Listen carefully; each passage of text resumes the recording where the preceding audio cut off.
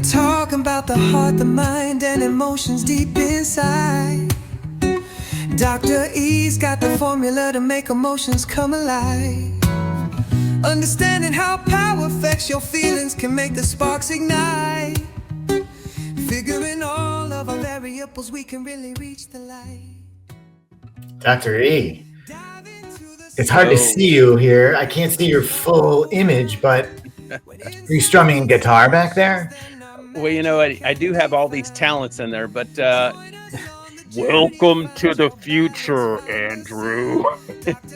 Now, what do you mean by that, Dr. E? The future? Well, this is all just what I'm trying to do with AI and trying to make a difference in how we use music and how we teach about emotions and feelings and creating all these different capabilities using AI and music and lyrics and all those things I've wanted to do, but just didn't quite have the talent to put the whole song together by myself.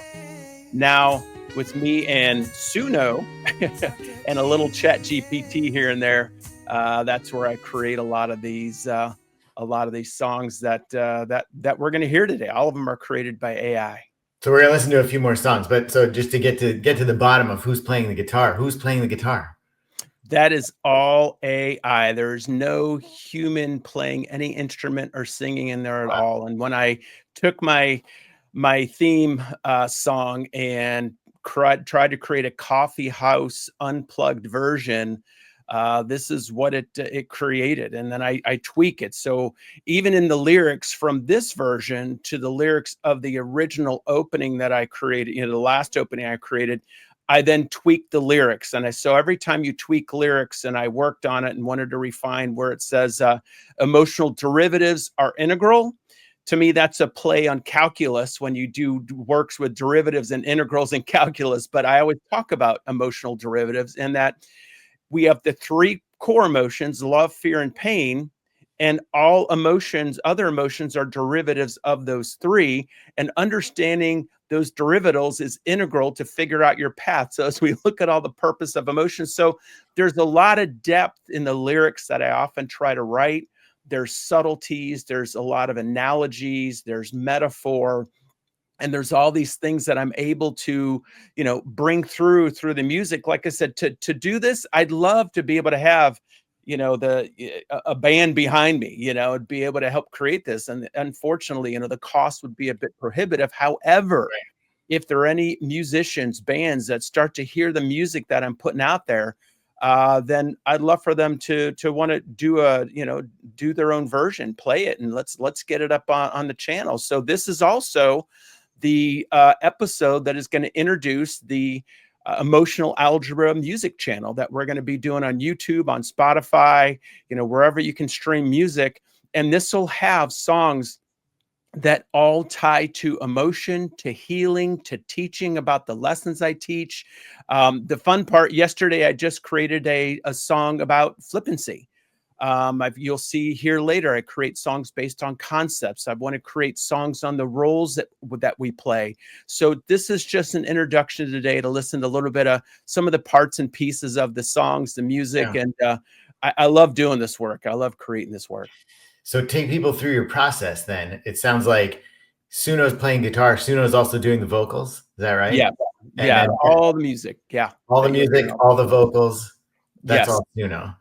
Yeah. So what happens is I put a concept for a song into Suno. You can either come with lyrics and add lyrics directly, or you can put a concept in there. And it's suno.com, but you can put a concept that you want to create a song around. So even to create the show opening, I wrote what I wanted the song about. The issue is you only have 200 characters. Then you can enter it into the song generator, which will create the lyrics. And then from the lyrics, it'll also create the song. What I usually do then is I take the lyrics. Now I've got the skeleton for the song, and I go back and I rewrite the lyrics. So I get a good body for, the verses, the bridge, the chorus, and I'll go through and I'll go ahead and start rewriting the lyrics to fit what I really want. And then I'll kind of might change some of the structure of how the song is arranged. And then I put that back into Suno with the full lyrics and the things that are labeled verse, chorus, bridge. I had one that had intro, outro, you know, that I was able to add to, and it recognizes all that to create some pretty complex songs. Some are pretty easy, but then also you can play with the genre. So you're going to hear in one of the later ones how I took a song and I shifted the genre in it, and I'm doing that in more and more songs because the goal is that people realize that if this version of the song doesn't reach you and you don't enjoy it, you might enjoy this version, and we'll get into that in a little bit. And then the ones that I like, I publish. I then send them on to get turned into these videos. I have a group that takes my songs, and they do a great job of turning them into lyric videos, and then that's where they're going to get published on YouTube for everybody to hopefully enjoy. It's quite a process. Now, I'm really amazed at the voice too that comes up. That's just there's no human there because it sounds very human to me. Even the strum of the guitar, the echoes of the acoustic guitar, and the finger slap, but the voices have gotten even. I've been doing this since I started playing with this in August, and so this is a long time. I've been working on a lot of songs, and that the algorithms get better and better. So this was version 4.0 algorithm, I think, that created this unplugged version. Now they're up to 4.5. But yeah, the algorithms just continue to improve and get better and better in terms of how they take your concepts and turn them into songs. There's some concepts, there's some of the algorithms that will put bad words in there. I don't like to include those, but you have options now to include some. But when that happens, what do? You just give some feedback and say, you can select to have clean versions. So you can select to have one of the versions that's a little more aggressive, or you can select the version that just has, cleaner language in it. Yeah. Now, I also noticed there was like a bit of a saxophone solo, I think is what I heard there. Yeah. Is that right? Now, is that something you choose as well? Do you say, are you like a producer and say, I think we need a sax solo right here? I could specify that in there. I've tried to play with that, like introducing like a choir. I've got to figure out how to do that a little more. So there are videos on how to do that. But the sax, it was funny because, as you know, I've played the sax for years. So I kind of thought it was pretty cool that just given this unplugged version, it brings me playing the sax in there, So it just came up with that idea on its own. It just came up with that. Yeah. It's remarkable. It sure is. Now, so that's a little bit about the process. I'm curious why you're focusing in on music. Do you feel like music sort of reaches people on a different level somehow, maybe a more, not just emotional level, but just a more, I don't know, instinctual level? Oh, I cannot tell you how many times I have connected with people through music and songs, whether it's a song that I think they'd resonate with, or I'll ask them for homework, find a song that you feel like captures how you feel over in your life, or find a song that you feel identifies how you feel now, or a process you're going through, or even just, we might sit down in the session and go through the songs, not only songs, but sometimes the videos are pretty powerful. There's a song by NF called Hope that I talk about with a lot, and I'll play that video with people and we'll talk about it because the visuals on that song and his communication with the emotion hope are really powerful. And so that's where it's the art of music and the art of video and imagery. And to me, music is such a powerful healing tool as well. So I think that's some of the things I hope you'll hear as we listen to more of these songs. There's a famous quote. I can't remember who it's attributed to. I want to say Shakespeare, but that's probably not right because it's old. And I feel like, 400 or 500 years old, everyone just attributes it to Shakespeare, but it goes something like, music has the charms to soothe the savage beast, or breast, I think is it. Actually, I think it's often misquoted, like I just did. It's music has the charms to soothe the savage breast. Which I think means like when you're all fired up and your heart's like pounding and everything, like music can soothe that and bring a calm back to you. Oh, I've had people in tears. I've had people laughing when they were in tears. All the different movements. But yeah, I was thinking music soothes the savage beast is the one that I've always heard too. So That's I think that's incorrect actually too. Well, But and I like that it is because it goes back to our heart, to our yeah, heart, to deep inside within us, that it soothes what again, which once potentially in that place of rage or anger. Sometimes I actually want to help people get to that place of rage and anger. As you'll hear, it's a little teaser for a song we're going to get to in a bit. yeah. So let's talk about that for 1 second. So if you want somebody to do the opposite of soothing that savage breast, Mhm. are you giving, what type of music are you giving them? Like heavy metal, like something like some like thrash metal or something? What do you? It just depends. Sometimes it is that. Sometimes it's the theme of the song. Sometimes when I want people to talk about, I've played "Fade to Black" from Metallica when we're talking about people who feel suicidal, and we'll talk about that. And because I want people to realize that suicide should not be a choice. You just want the pain to stop. So as we're talking about this song, we're talking about what it means to them and what they feel like and what even sometimes they believe death would be. And so we're able to go through that and talk about the lyrics and really say, this person just wants the pain to stop and they don't know how to make it stop. Hmm. So Is that song "Fade to Black" by Metallica is a great song? Is that what it's about? Is it about suicide? it is. It It is. is. Yeah. I mean, Yeah. I know the song and the music really speaks to me more than the lyrics do, but Yeah.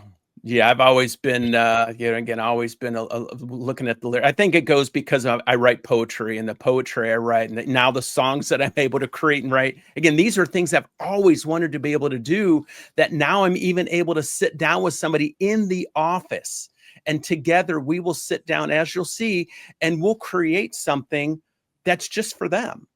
oh, And it's just then within 2 minutes we'll have something and we'll talk about it. so some of these songs that you're actually using them in your practice. Is that what Oh, you're saying? yeah, a lot of these songs are things that I play to help people, like I said, understand concepts that like I said, we create for them, with them, that then I rewrite them and bring in other issues. So usually the ones that are getting out that will be finally on the net are ones that then I've taken and reworked and made sure that, again, it's bringing in a number of different issues that maybe multiple people have had over the years to really teach the lessons and bring those lessons through. Right. All right. So should we listen to another one? You got something Let's queued do up it. there for us?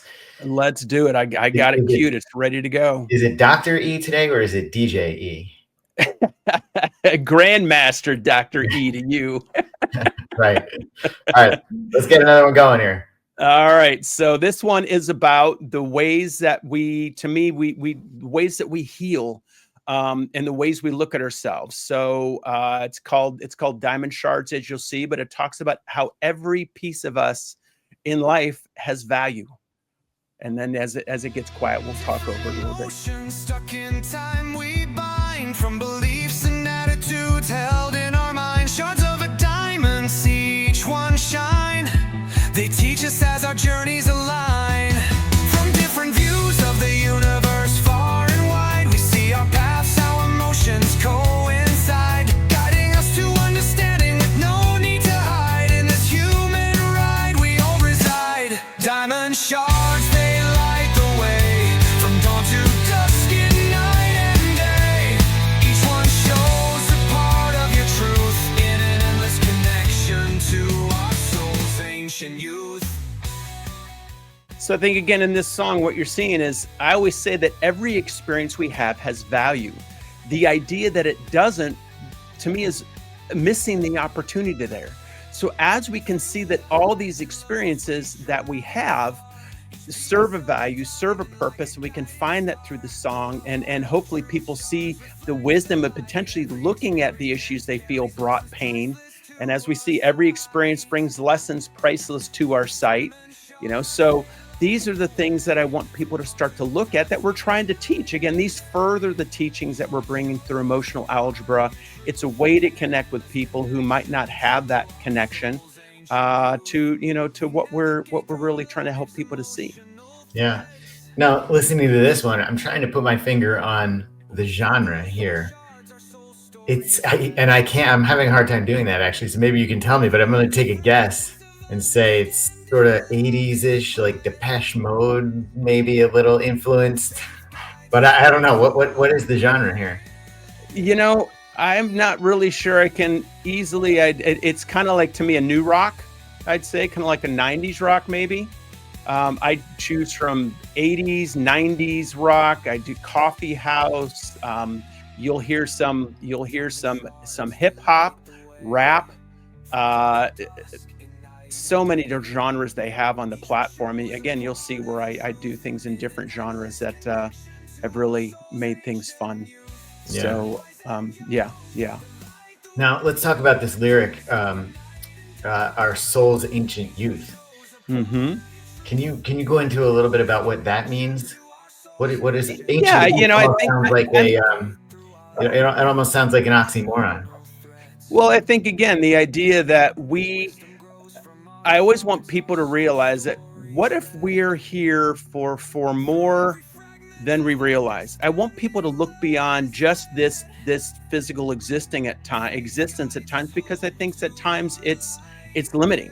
So if you look at the idea that we might be more than we believe, or more than we know, or more than we understand, that's something that we want to take the time to look at. So in a lot of these songs, I'm kind of really helping people to look at where their belief systems are. I'm helping people with a number of different belief systems to expand, to see that, again, what if there is more? What if the feelings that we have come from this sacred place that's deep within us? And the idea of what if we've existed again over time? That if we believe this life is not it, then where was our soul potentially before and after and beyond? And therefore, what are we all really here to learn from? Dr. E, it almost sounds like you're talking about multiple lives or reincarnation. Is that kind of what you're getting at there? I leave the interpretation open. I've learned in my work to be open and to work to allow people to interpret things as they will, but by expanding the views that they have. There's a book I read years ago that talked about our bandwidth of understanding, our bandwidth of knowledge, that often people might stay between that normal curve. As we talk about a normal curve in statistics, I want to expand that normal curve, and not only expand it, but also adjust it further to greater levels of knowledge, openness, awareness, to look at our concepts of what, like I said, what is truth? What is faith? We're going to get into a song in a little bit, challenging some of those things. So those are some of the things, as all the viewers know, that I'm often trying to challenge the limits and push the limits of where people's beliefs are, to see how we can help them expand their worldviews and their views of self and the universe even. Sure. But what about you? What do you think? That lyric comes from somewhere. I feel like It does. I mean, obviously, I want people to have their own minds, but I definitely believe in the enduring nature of who we are. I believe that we are much more than just this physical space. I call this place emotion school, because to me, this is where we're here to learn about emotions, especially love, and what love is and what love isn't. So even in the songs that I've created, you'll hear that everyone ends, when you get to the end of the songs, they end either there's a lesson throughout, or it ends with some hope. It ends with a denouement, as they say, an unfolding. It ends with a lesson. It ends with helping people to look up towards something, to look to something, to question something, and to grow. And I'm always growing. So my definition of myself in this universe is not close to being done. It is still, I'm still probably putting ingredients in it. I'm still mixing the bowl. I'm not quite ready to put it in the oven. And I hope people can stay the same way, because I think there's a lot of people who feel like they have a corner of the market on truth. And I think that can be dangerous. It is dangerous at times. yeah. Well, there's that old saying, you hear it just, sometimes they use it to describe people, especially young kids. That person has an old soul, and Mhm. that comes from somewhere, right? It does. So clearly it's a belief. But I wonder too, I don't know if you found that people with old souls tend to be maybe a little bit more emotionally intelligent or aware even. Well, I don't know if we can really easily measure the age of the soul. And I wouldn't want to blow out that candle on the candles on that birthday cake. But Right. I do, from all the work I've done with the hypnotic work, I've had just some pretty amazing experiences. I'll say that. And, this is kind of teasing a future episode, but I have had many amazing experiences. A lot of people might have a hard time believing, but those experiences with my people, I always say, my clients are my greatest teachers.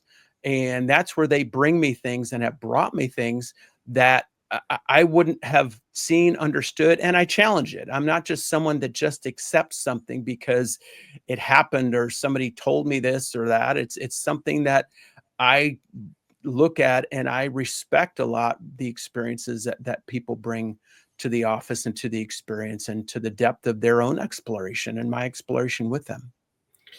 Let's talk about the title, Diamond Shards. Mm-hmm.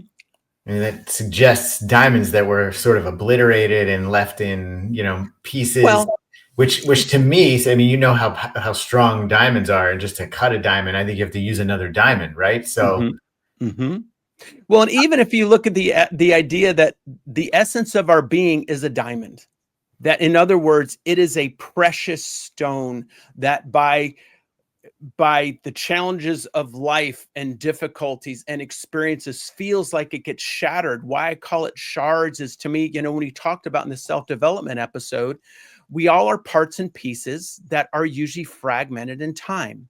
And the difference in this diamond, to me, that our essence or our soul or our being is that we can reintegrate those shards with the whole. We can bring them home.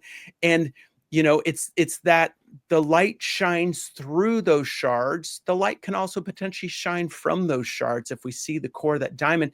But the facets of that diamond, every facet that we bring back to that self that we're healing and that we're bringing home to the core of who we are, brings value. It brings worth. We just might not see it. And that's really what the purpose of that song and Diamond Shards is, to help us to see the value of every experience of who we are, that we are all priceless in ourselves. And therefore, why are we judging other people's experiences? Why are we judging how much money they make or where they live? Because to me, if I say oldest souls, some of the wisest and older souls that I've seen are people who don't have extravagant wealth or extravagant success. They're the people who are living the challenges, even sometimes, at times have walked the streets, have had incredible, challenging, painful experiences, have incredible, challenging mental health issues that they're healing and working through and finding their truth and finding their peace too. And that's why I think we really have to look at us all being those diamonds in this universe, like stars across the universe in the galaxy. Yeah. So a lot of metaphors there. There is. Yeah. Okay.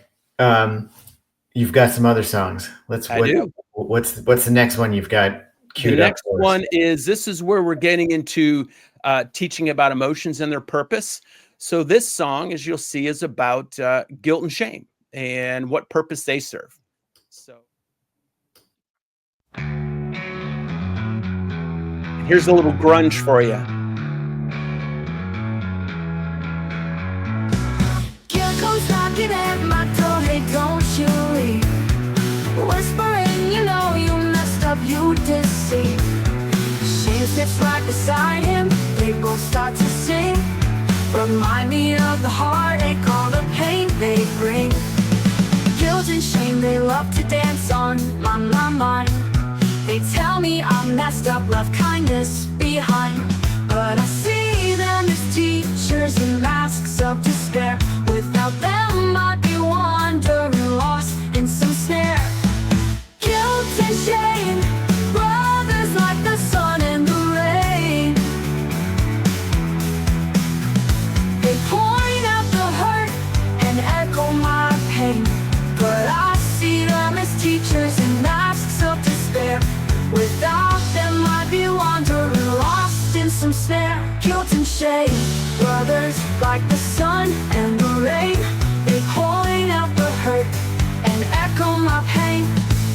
Guilt tells me I'm from someone else. Shame whispers I'll stop loving myself. Yeah, so these, Dr. E, these are concepts you've really talked about many times on this podcast. Absolutely. Right here in this song. Yeah. Yeah, and this is the idea, to really teach the value of guilt and pain through song. I call them brothers because they're both pain-based. And it says, you know, guilt lets me know when I've done something to somebody else I need to fix. Shame lets me know I've done something to myself I need to fix. And so this just kind of plays on that. It's a little kind of brings a little lighter feeling to it, and seeing that every emotion has truth, and revealing, like I said, revealing the light, the insights, the things we can grow from in those emotions. Now, we talked a lot about the process and about how Suno comes up with it, and I guess Suno is also coming up with the vocal melody as well. Yes, yeah, it's all, which is pretty amazing, because you know these. If I were to look at these lyrics, if you just put the lyrics in front of my face, I think I'm not a singer or musician of any type, but I think it'd be hard to try to make the, find a melody for this, but it does it really well, actually. Yeah, it does. And remember, this is just one genre. I knew I wanted this to be grunge. Yeah. So multiple times, and I'm playing with a song, I'm thinking of a genre that I want for this one, because of how I view guilt and shame. And actually, we're going to do an episode on a cartoon series I had sought to create, but years ago. But you'll see the characters in that series. And I just really saw, and the artists that I work with saw guilt and shame as kind of grunge characters, kind of emo in that way. So I try to pick a theme that might go with it. But again, also I gotta look at which genre is going to reach the people that I want to help to reach. And then are people going to reach beyond their genre of comfort to maybe want to hear some song that might not be, but then they'll get more the tone of what I'm trying to teach through that genre. So there's a combination of wanting to guide people through the genre of the music, wanting to guide people through genres that they enjoy, and then lead them. So the goal is, like I said, as people listen to one song, they might say, oh, let me listen to this version. Let me listen to this version. Because I just did that with some songs the other day with people, and they said, oh yeah, they each show me something else. They each have a different emphasis in different parts of the song almost, or bring out different emotions. So again, that's just the power of music. Yeah. With this particular song, what other genres did you try it with? And I know you sort of came into it thinking grunge. Yeah, you don't remember? Yeah. Because I listened to them like, now that does. I tried other ones and it just didn't really grasp it. This again, the song, how it was constructed and put together and all that stuff, I was just like, that's it. That's the one. So there's some I just settle. A lot of them I'm settling on the one because it just goes well. It fits well, and trying the other ones, and it just didn't really fit the tone and temper of the song. Yeah. So let's go hit the next one. Let's do it. Which is called Cousins of the Night. This is another video about emotions and their purpose. So as I call guilt and shame the brothers, well, now this is talking about cousins. So we're gonna be talking about hopelessness and helplessness is the next one. So let's see where this goes.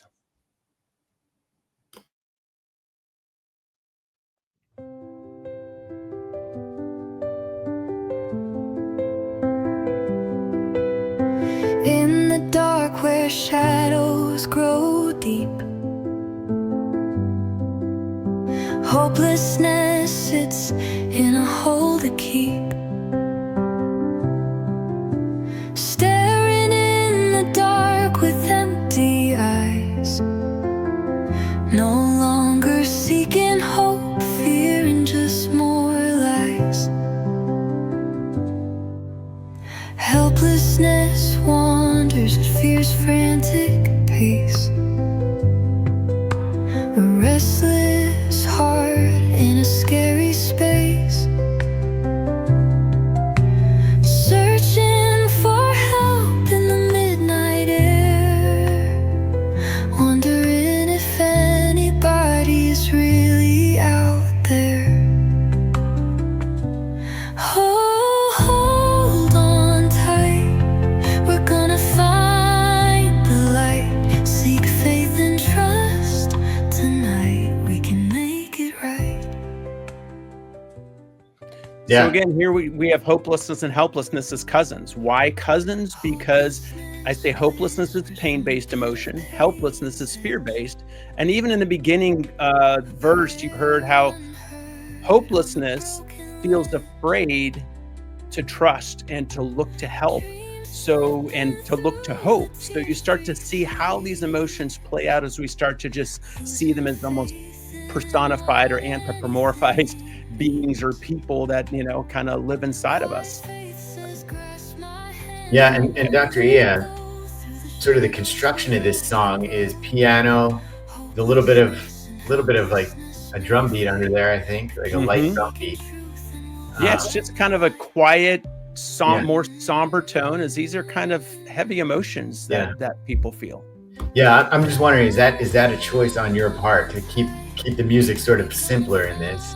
In the genre I select, yeah, in a way, those the ones I finally settle on. I didn't want this one to have a lot of noise around it, because when you think about hopelessness and helplessness, like I said, hopelessness can feel very heavy, and there it is, looking in the dark. So I'm giving a lot of visuals, and how I want people to start to envision their emotions, and then even helplessness, running at fierce, frantic pace, being that fear-based emotion. But then to say, where the line that when this song came out, and I worked on those lyrics, and it said, "Faith says, take my hand and don't let go." I mean, literally, whenever I almost listen to that song, I almost come to tears, because this idea of what I'm often really trying to do with people when they feel so hopeless and or helpless, it's to really say, come on, let's work through this together. And when we start to believe in faith and find faith in our life, faith is not there to mock us.